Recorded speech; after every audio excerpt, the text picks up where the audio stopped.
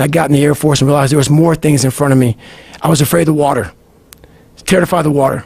And I learned how to swim, but what gets everybody in this training, in all special ops training, is the water confidence, where they try to pretty much drown your ass. You know, all of our lives we've been breathing, and they take that from you, and they want to see how comfortable you are in the water. And there's only 1% African Americans in special operations.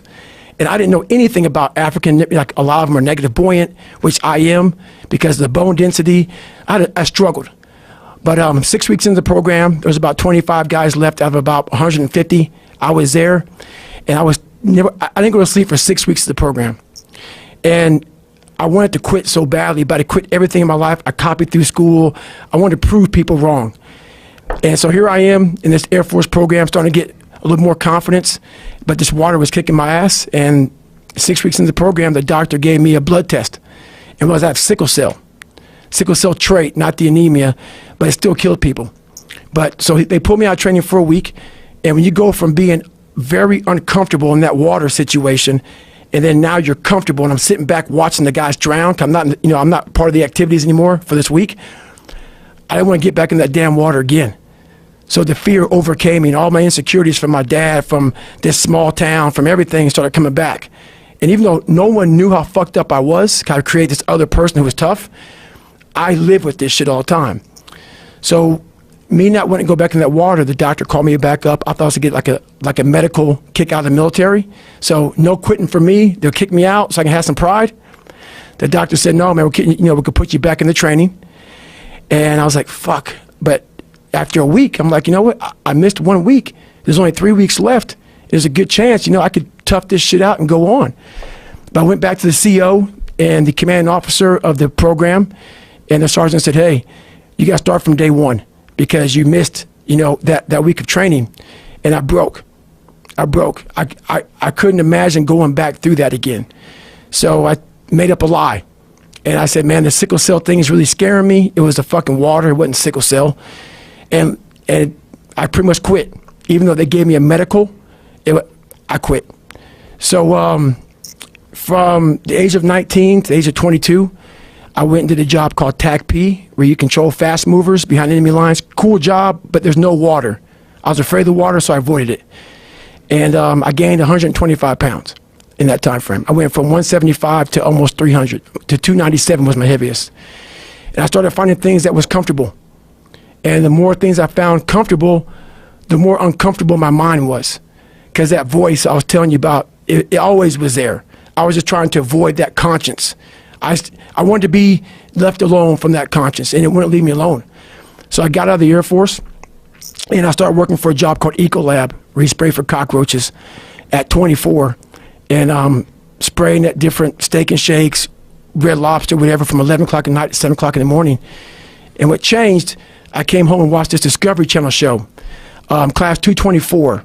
I came home from Steak and Shake. I sprayed it down last, get a big old large 42-ounce shake, walk across the street and get a box of mini donuts from 7-Eleven, and I would drive home for 45 minutes. This big old fat guy who, yeah, I worked out, but I was fat. I didn't run, didn't PT, I just hit the gym. So I'm driving home, turn the TV on, and what comes on, Discovery Channel show, and that's where everything changed for me. I was taking a shower, I walked out, heard these guys, and I watched the show, and it made me reflect big time on the piece of shit that I am, and I'm exactly what people said I was going to be. So what was on this show that really struck home? It was, I saw these guys going in the water, so I was terrified of it. I mean, I can't even express. Have you ever had a big fear? And I know a lot of fighters have fears and stuff like that, but they get over them.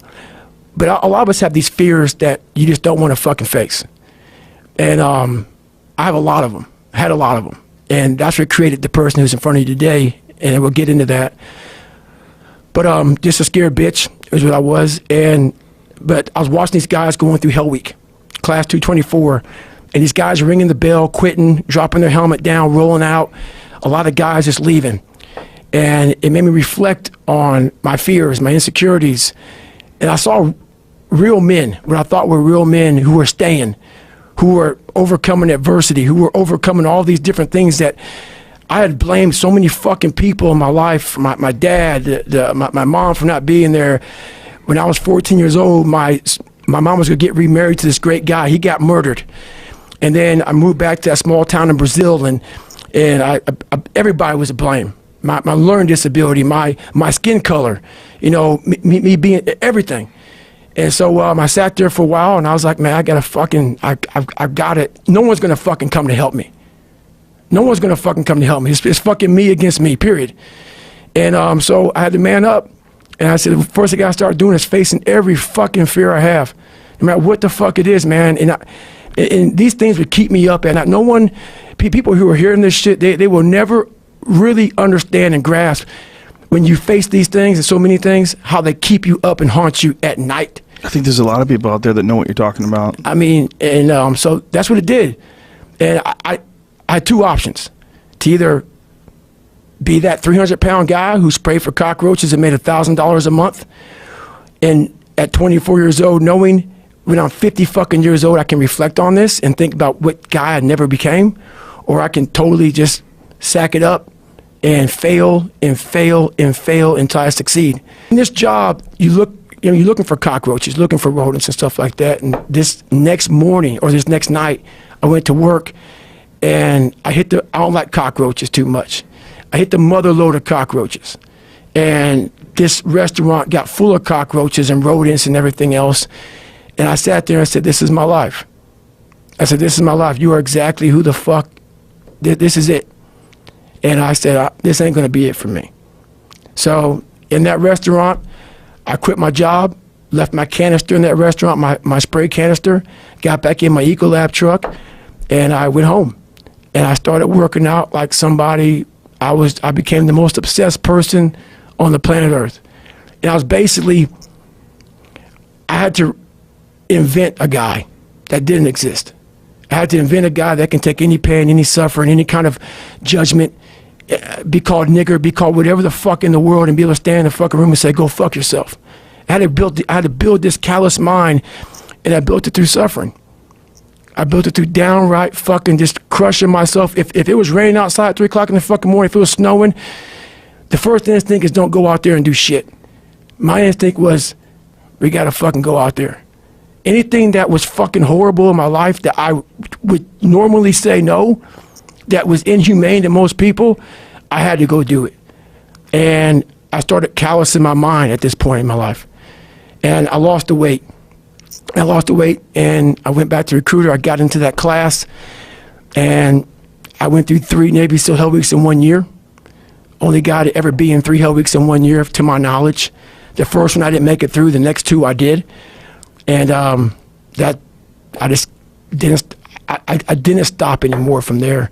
And I started realizing through this process that the fucking mind is what you created. And I started opening different doors that I didn't think were even there, that I didn't think even existed. And the more doors I opened up, the more I started realizing that my potential is damn near endless. And it changed my whole mindset. So I went from David Goggins, and I created Goggins. And that journey is a priceless journey that is hard for me to even explain to people, because it sounds so quick and easy. Like, I lost this weight, and I went through 3 Hell Weeks, I went to Ranger School, went to Delta Force Selection, whatever it is. It was brutal. It's a brutal journey every fucking day. And everybody goes, well, are you happy? If anybody knows my life story, and I'll try to give you just a snippet of it, where I'm at today is in front of Joe Rogan telling you my life.